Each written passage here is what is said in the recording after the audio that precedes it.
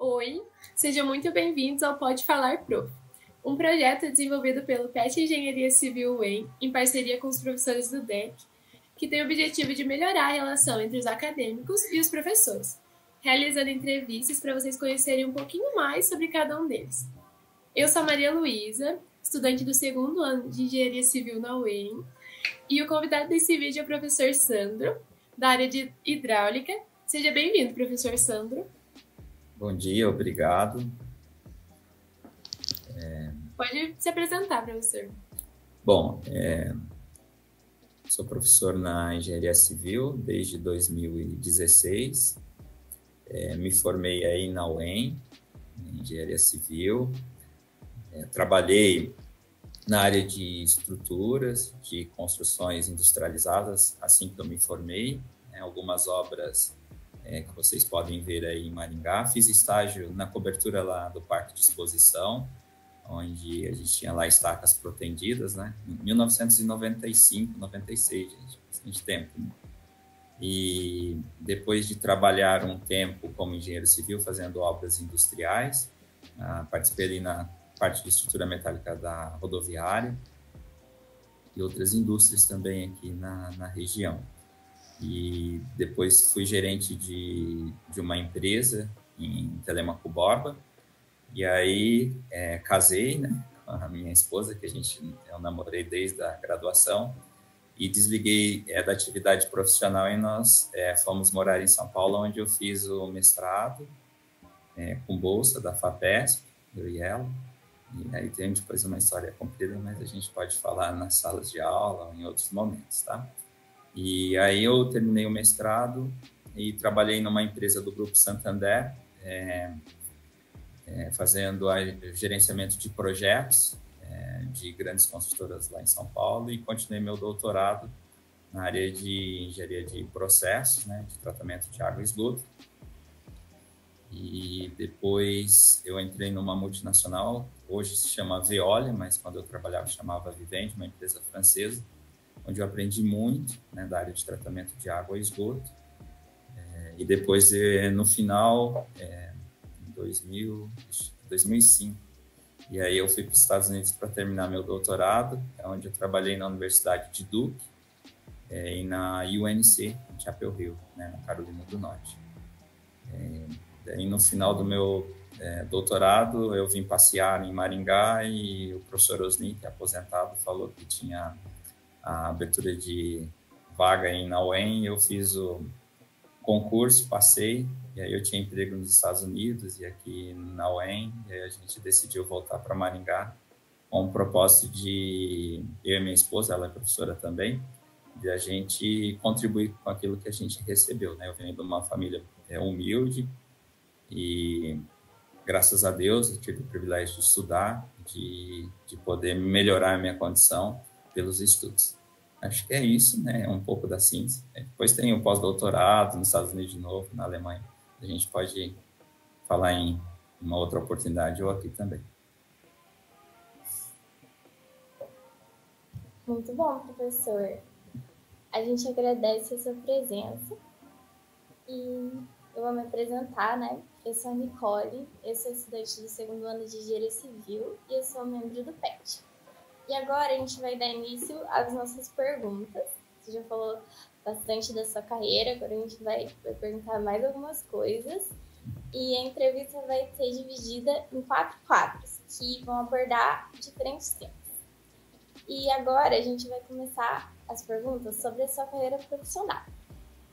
Você contou a sua jornada e a gente queria saber se, assim, durante toda essa jornada, você sempre quis seguir a carreira acadêmica? E o que te motivou a escolher isso? Bom, eu acho que são as circunstâncias da vida, né, que acabam fazendo com que a gente faça algumas escolhas, mas teve algumas pessoas que me influenciaram, então eu não contei, mas eu fui um aluno com facilidade no segundo grau, mas por conta disso, então, eu não fazia a minha parte, né, que é estudar em casa.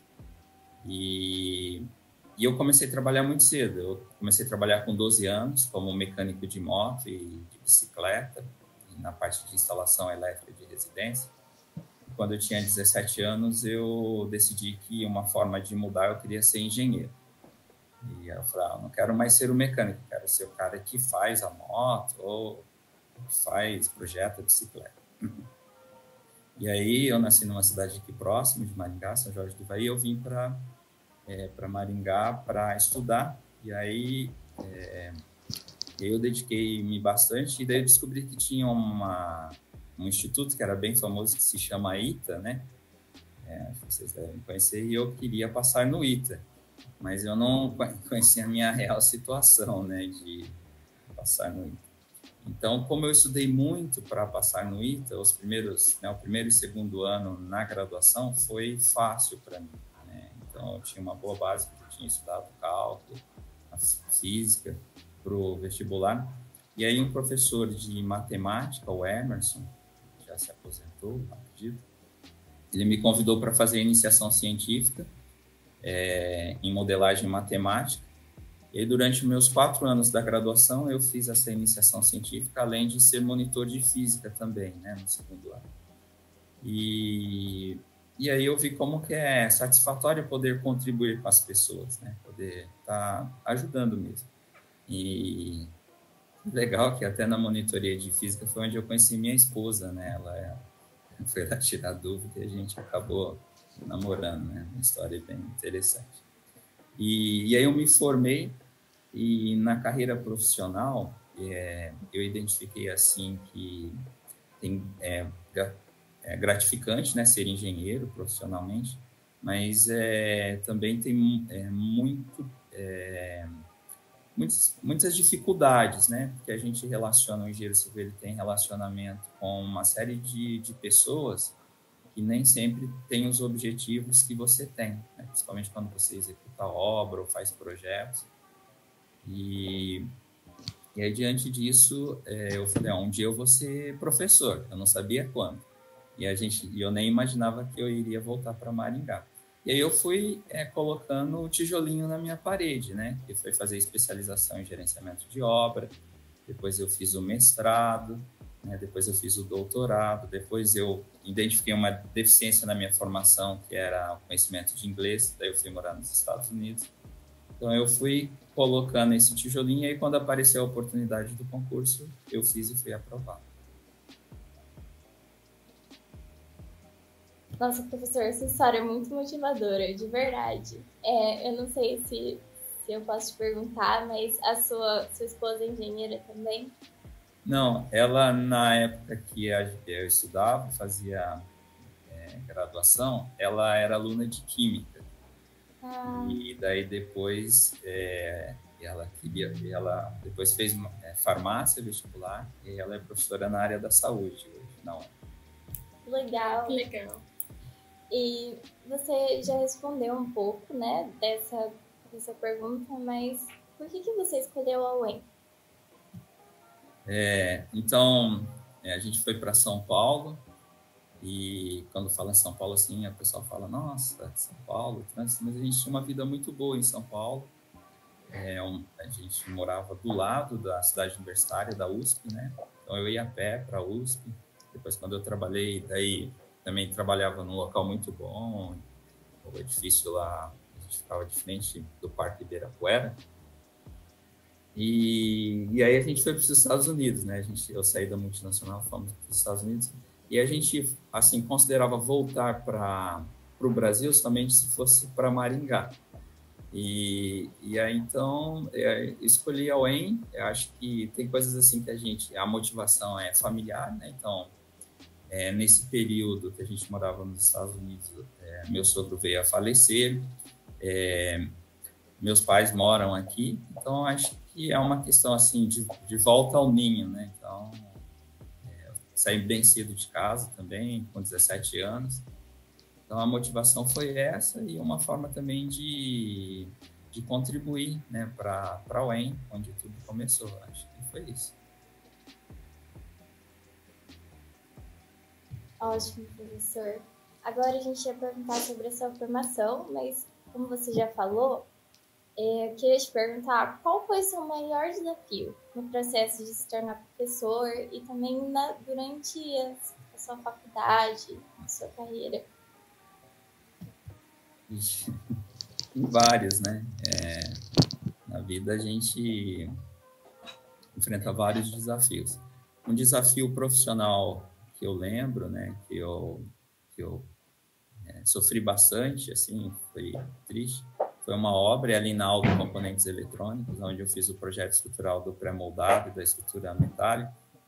E por falta de experiência minha e de quem me orientava, né, que eram os engenheiros mais velhos, a gente passou despercebido e teve um erro de 50 milímetros, né, na estrutura. E aí a gente precisou reprensar os tubos. Então foi bem, assim, desgastante profissionalmente. Então é uma experiência, mas que eu cresci bastante com aquilo, né? Teve outras experiências profissionais. Na vida acadêmica, a gente é treinado a ser engenheiro, então eu fui treinado a ser engenheiro. Depois eu fui treinado a ser pesquisador, né? Quando você faz o mestrado e o doutorado, você não é treinado a ser professor, você é treinado a ser pesquisador. E aí o meu último treino, né, como professor foi quando eu passei no concurso e fui dar aula. E foi bem para o segundo ano, mecânica dos fluidos, gente. Acho que vai ter essa pergunta. E aí eu voltei dos Estados Unidos e aí a minha primeira experiência como professor foi fazer a prova, né? Você não sabe, não tem um modelo, né? Você não abre lá o livro, como fazer uma prova, né? E eu peguei alguns exercícios do livro de mecânica dos fluidos. Foi frustrante, porque eu achava assim que todo mundo ia gabaritar e uns alunos assim que eram fantásticos, né? Eles tinham assim um desempenho fantástico. Do primeiro ano eles tiraram 2, 3.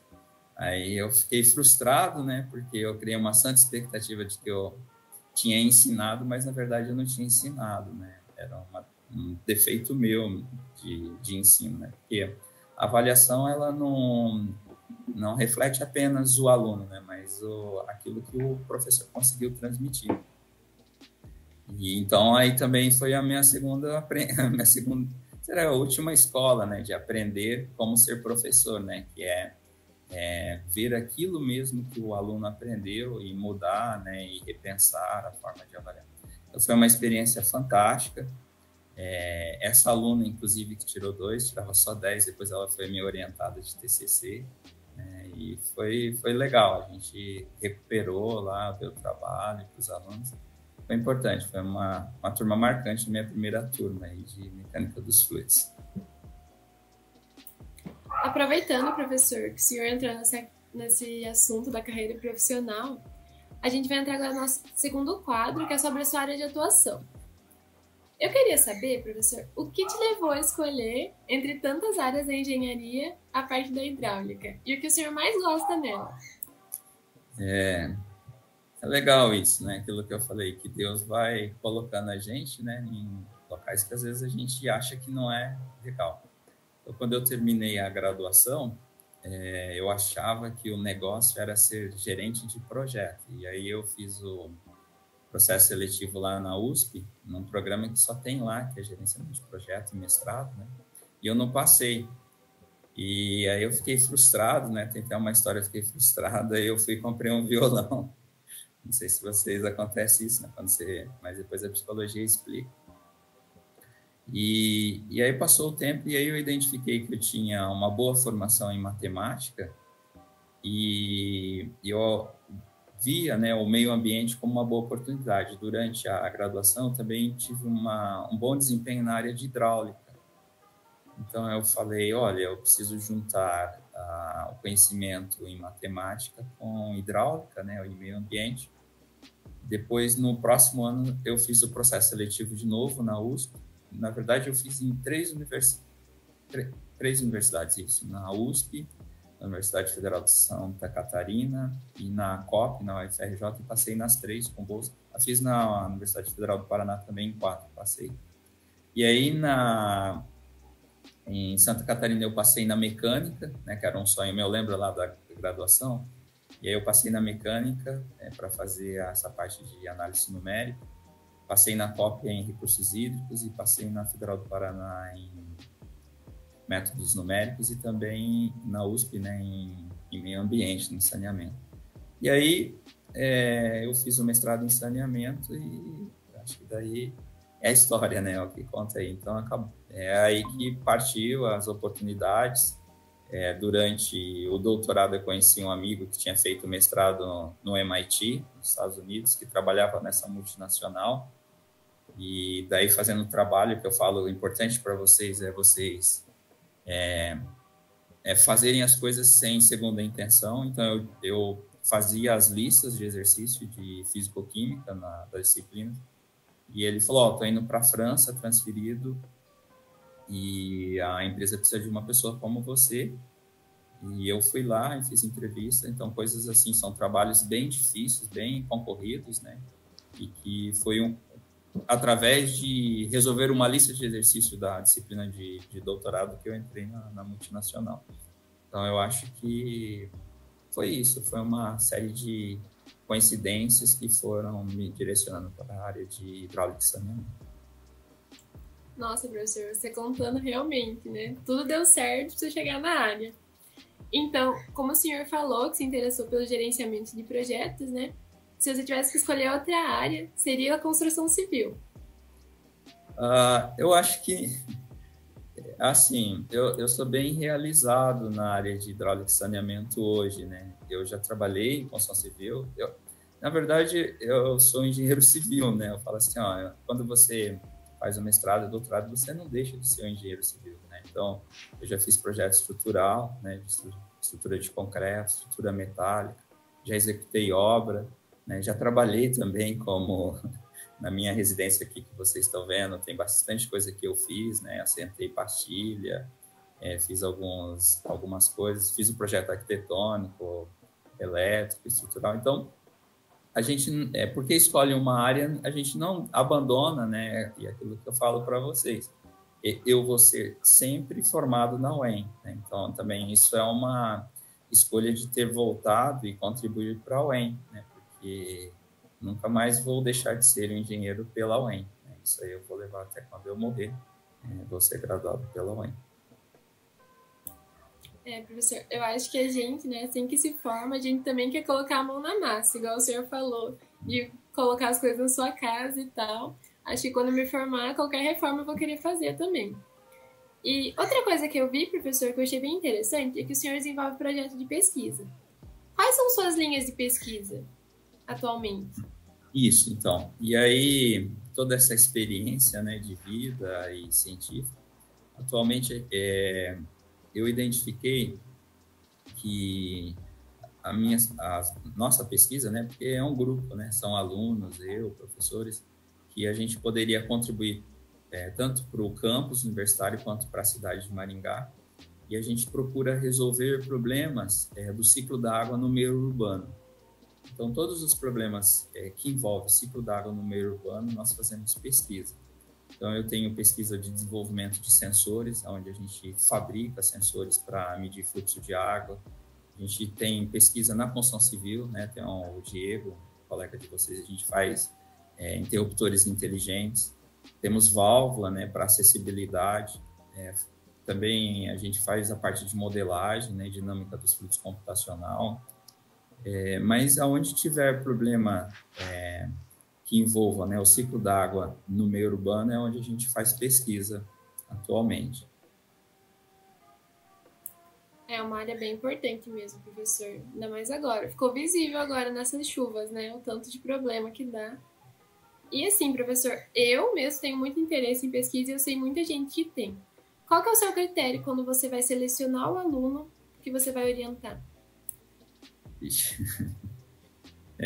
Bom, então tem alguns preconceitos, né? Vou ilustrar aqui. Eu tive um aluno de mestrado que ele me procurou para fazer mestrado e quando eu olhei, falei, meu Deus, né? Isso aí vai dar trabalho, né? Para convertê-lo a um pesquisador, né? Então é um preconceito que a gente faz e surpreendentemente ele teve um desempenho fantástico, né? Então ele não tinha um histórico, mas ele tinha um desejo muito grande de mudar o histórico de vida dele. Então, eu valorizo bastante isso, né?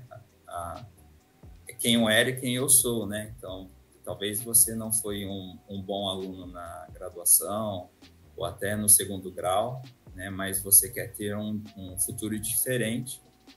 Então, eu sou uma pessoa que olha muito isso, né? A mudança de atitude do aluno.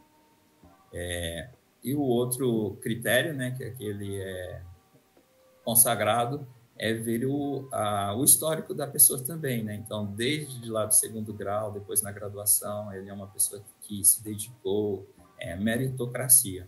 Então, eu balanço muito entre meritocracia e desejo de mudança, né? Então, esses são os critérios de escolha e afinidade, né? Porque fazer pesquisa é também muita afinidade pessoal, né? Porque você vai ter um tempo, né, de contato com o seu orientador maior do que aquele na graduação, e que às vezes as pessoas, eu costumo falar assim, os alunos, né, eles confundem muito, principalmente na graduação, o professor com a disciplina, né? Então, quando eu dava mecânica dos fluidos, eu era o terror, mas é porque a disciplina é difícil, né? Então, as pessoas, mais ou menos como um artista com o papel que ele está empenhando naquele momento, tá? Acho que é isso, Maria. Professor, eu mesmo, no primeiro semestre, já tenho um pouco de receio com mecânica dos fluidos. Outra coisa que eu queria perguntar, professor, é se o senhor participa de bancas de TCC, mestrado e doutorado.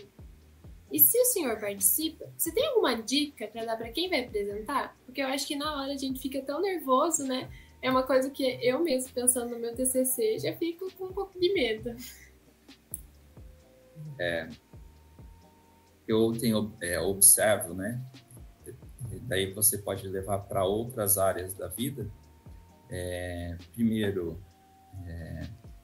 preparar-se bem, né? Então, quando você tem um bom preparo, eu tenho um filho que é atleta de rendimento, e aí eu vejo que ele treina, né, de segunda a sábado, né? Assim, regularmente. Quando a gente sai de férias, ele fica preocupado porque não está treinando. E então treinar é uma dica importantíssima para você sentir-se confiante daquilo que você vai falar. A segunda coisa que eu aprendi é você ser humilde, né, para reconhecer os seus erros e aberto à crítica, né? Isso é importante para a tua vida de relacionamento também, para você melhorar no casamento, no trabalho, e entender que numa banca, de maneira geral, as pessoas, né, ao longo da minha vida, acho que foram raras exceções, uma banca que queria prejudicar o candidato, né, mas sempre quer ajudar. Então, eu acho que essas são dicas importantes, e reconhecer aquilo que você não sabe, não querer ser aquilo que você não é. Por exemplo, eu sou caipira, né? Não tem jeito de eu deixar para trás o meu sotaque, né, de todos esses anos. Então, se eu quiser imitar aqui um jornalista famoso, vai ficar estranho. Tá certo? Então, você falar aquilo que é a essência sua, acho que é importante.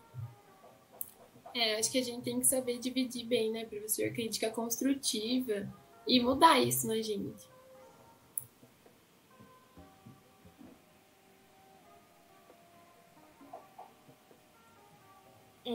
Agora vamos dar uma descontraída, né, na nossa entrevista, e a gente vai pro quadro Fofocando com o Prof.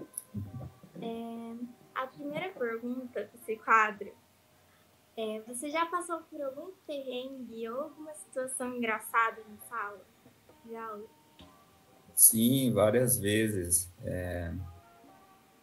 Às vezes eu procuro brincar, né, para chamar a atenção dos alunos, e uma vez eu fui brincar com um aluno, e sempre brincava e estava ele triste, e aí eu acabei brincando, e depois ele chegou e falou: olha, estou meio triste porque a minha irmã, né, a gente descobriu que ela estava com câncer. Então, às vezes você pode fazer uma brincadeira, né? E aí foi estranho. E uma outra oportunidade foi um formando, né? Que ele era dependente de hidráulica, e ele pegou o exame dele e falou: e aí, o que a gente faz, né? Eu falei: a gente não, você tem que estudar e voltar aqui próximo ano e refazer e mostrar que você aprendeu, né? Ele falou: não, professor, mas não tem jeito. Não, sem jeito. A nota é essa daí, né? Normalmente eu falo assim para os meus alunos: eu já fiz o conselho de classe, né? Antes, né? Então, tudo aquilo que dava para considerar, eu procuro sempre ser criterioso nesse aspecto, né? Principalmente na nota final, se o aluno está reprovado ou aprovado, sempre procuro identificar as outras provas, os trabalhos, para ver se aquela é uma decisão real, né? Ou se ela pode ser revista. Acho que foram duas situações assim que eu lembro bem claro. Você fala disso e acontece dos dois lados, né? O professor faz uma brincadeira com o aluno, às vezes o aluno faz uma brincadeira com o professor sem saber o que está acontecendo, né? E você já contou pra gente do seu violão. Agora a gente queria perguntar que hobby que se você tem algum hobby fora da sala de aula, e qual é? Isso.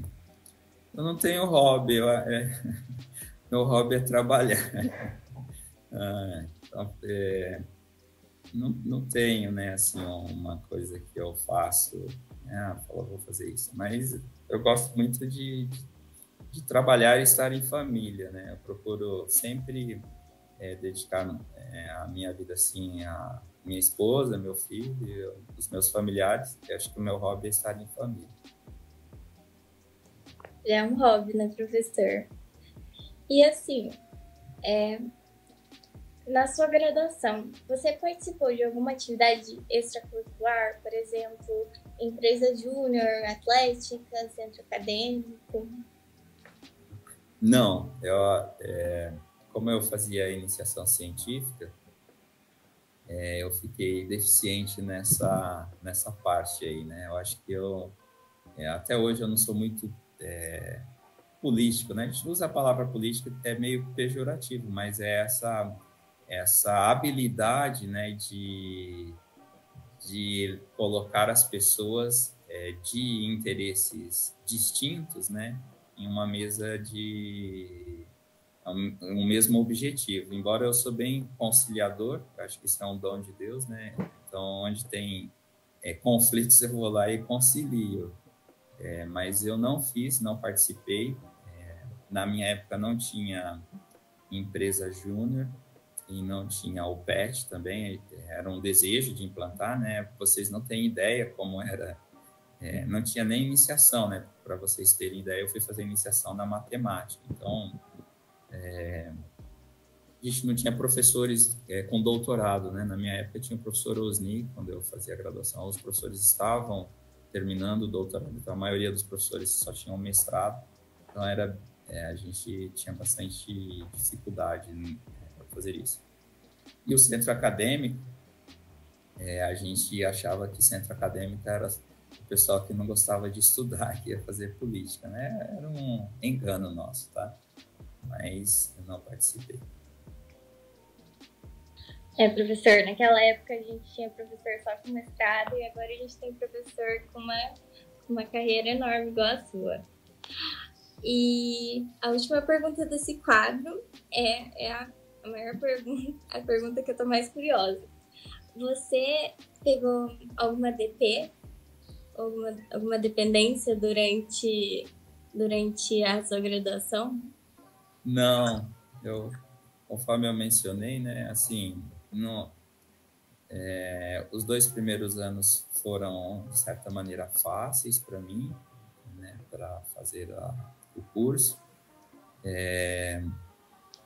Também, como eu era bolsista, eu tinha que ter um desempenho de nota, né, compatível com o bolsista, porque a bolsa, hoje em dia, sobra, né, mas naquela época era muito escassa, então era bem concorrido, eu tinha que justificar por ser um bolsista.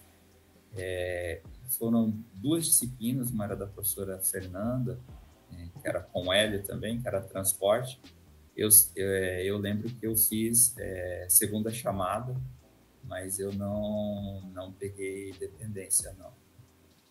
Tem uma história interessante aí de nota ruim, né? Isso aí eu falo na sala de aula, mas dá para deixar gravado aqui. A professora Marina, inclusive ela faleceu esse ano, era professora de mecânica dos sólidos. Na minha época era resistência dos materiais, depois mudou para mecânica dos sólidos. E teve uma prova, foi na data do meu aniversário, em maio, e eu fui muito mal, gente. Eu tirei 2, né? Nossa, aquilo foi desgastante para mim, né? Tirar 2, eu ia super bem, era no segundo ano.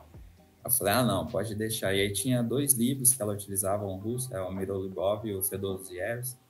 E aí eu peguei a lista daqueles livros e falei, pode deixar aqui, vou recuperar. E aí, graças a Deus, na outra prova eu tirei 10, aquilo foi um bálsamo, assim, né?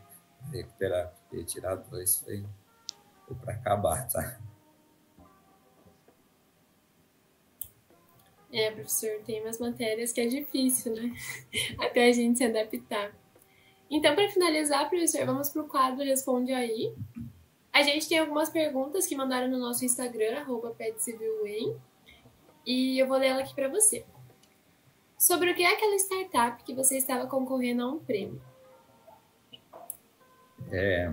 Em 2019, fruto dos projetos que a gente desenvolve no nosso grupo, nós fomos contemplados com 2 recursos, né, para fundar 2 empresas. Uma se chama Smart Research Laboratory e a outra Smart Sensor Design.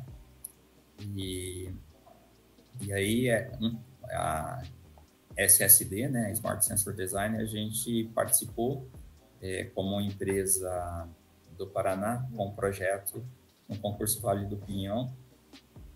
A gente foi muito bem, né? Até no final de semana a gente estava na liderança, mas acabou que a gente não ganhou, concorrendo como a empresa mais popular aí do Brasil, né? Faz parte. Entra em competição, eu entro para ganhar, gente, mas a gente não ganha sempre, tá? A gente fala assim para criança, né? O importante é competir, mas depois quando a gente é adulto, a gente tem que falar assim, o importante é ganhar, tá? Professor, acaba que a gente tem que reconhecer, né, que nossos concorrentes às vezes estão bem preparados também. E outra pergunta que foi feita lá no nosso Instagram foi qual a maior diferença que o professor está sentindo entre ensinar presencial e no ensino remoto? Nos últimos anos, né, eu ministro as disciplinas de projeto, né, de infraestrutura urbana, que são projetos de rede de distribuição de água, rede coletora de esgoto, rede de águas pluviais, estação de tratamento de esgoto e projeto de aterro sanitário. No ensino presencial, eu procuro utilizar bastante ferramentas, né, computacionais, são softwares da Bentley. Agora, esse ano eu trouxe uma inovação que é o Transcend, que é uma empresa americana, e nós somos a primeira universidade no mundo a utilizar. Então, ponto para nós, né, que tivemos essa experiência. Os alunos, inclusive, estão essa semana gravando o depoimento. Vocês vão se beneficiar, quem está aí no segundo ano, né, sobre Transcend, depois vocês podem procurar até na internet. E aí, no ensino presencial, quando eu entro nessa parte de compartilhar, né, a experiência do projeto, como fazer o projeto, às vezes a gente tem alguma dificuldade, porque nossas turmas são de 40 alunos, e aí a gente tem lá as 3 aulas, fica corrido, né? E eu achei mais produtivo no ensino remoto, porque basta o aluno compartilhar o desktop dele, né? Falar, tá ruim aí, esse traçado, faz desse jeito. Então, para a minha disciplina, o ensino remoto, ele foi legal nesse aspecto, né, de melhorar a produtividade minha, de usar a minha hora com os alunos melhor. Mas para outras disciplinas, né, básicas, por exemplo, da nossa área, né, hidráulica e mecânica dos fluidos, foi mais difícil. Uma outra coisa também triste é que às vezes a gente perde essa interação, né, professor-aluno. Eu acho que é legal, é bem gostoso.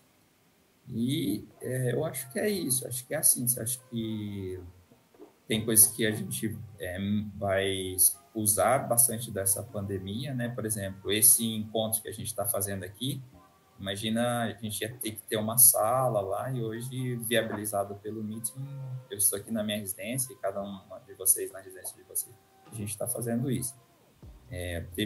No mestrado, por exemplo, teve participação de professores de Londres nas bancas dos meus alunos, coisa impossível, né, no presencial, trazer um professor lá de Londres para fazer uma banca aqui em Maringá.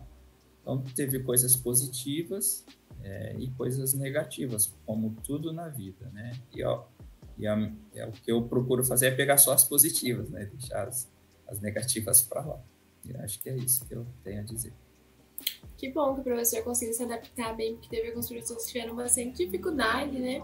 E é verdade, professor, algumas coisas eu acho que vão ser até mantidas, tipo algumas reuniões, porque traz uma facilidade para o nosso dia a dia, né?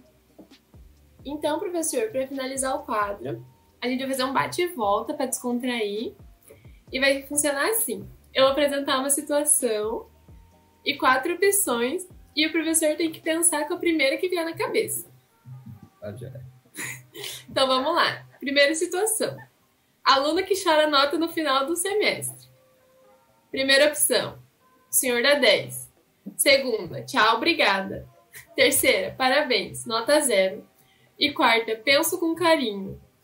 Acho que tchau, obrigado. Eu falei, né? Normalmente quando eu solto a nota, eu já fiz aquele penso com carinho, né?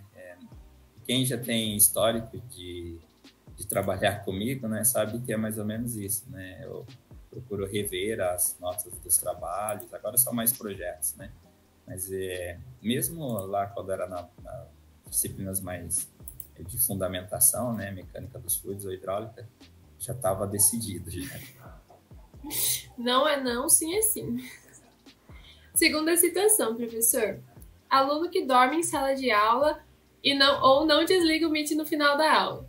Primeiro, coragem, porque noção não tem. Segundo, vou embora, saio da reunião. Terceiro, guardo o nome da pessoa. Ou quarto, finge que nem vi. Acho que finge que nem vi. É até engraçado. O professor finaliza a aula e ainda tem uns ícones ainda lá no Meet. Acontece. Terceira situação, professor. Aluno que sai toda hora da sala. Primeira opção, traz café pra mim. Segunda, passa a lista de chamada bem nessa hora. Terceiro, vai com Deus. Ou quarta, nem ligo. Eita, agora isso aí acontece. Caiu a internet, né? Bem na hora de atualizar. Acho que cada aula é uma das 4 situações, intercalando. Às vezes também quando o professor fez uma pergunta, né? Cai a internet misteriosamente, bem na hora, quando você chama o aluno. A quarta situação. Aluno que liga a câmera durante as aulas. 1, indiferente. 2, não ganha nota, mas ganha moral.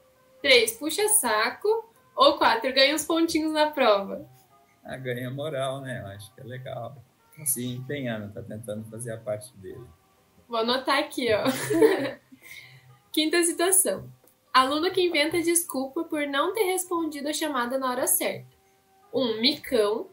2, nem ligo. 3, finge que acredito. Ou 4, acredito de verdade. Acredito de verdade. Eu sou uma pessoa que acredita no ser humano. Professor é compreensível. Legal. Então, pode falar, professor? Não, estou à disposição. Então, eu acho que é isso. A gente acabou a nossa conversa e ela foi muito boa, de verdade, professor. Eu tenho certeza que todos os alunos vão adorar conhecer um pouco mais sobre você. E muito obrigada novamente pela sua presença. Tá bom, gente. Obrigado. Nos vemos lá no 4º e 5º ano, se Deus permitir. Bom, e daí lá a gente conversa mais sobre saneamento e projeto. Tá bom? Um abraço aí, uma boa semana para vocês e para aqueles que irão assistir esse vídeo. Um abraço, professor. A gente agradece mais uma vez sua participação nesse projeto. A gente ficou muito feliz que o senhor topou.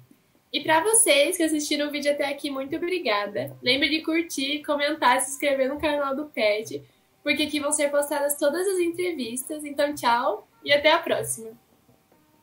Professor, deixa eu perguntar mais uma perguntinha. Você tem Instagram?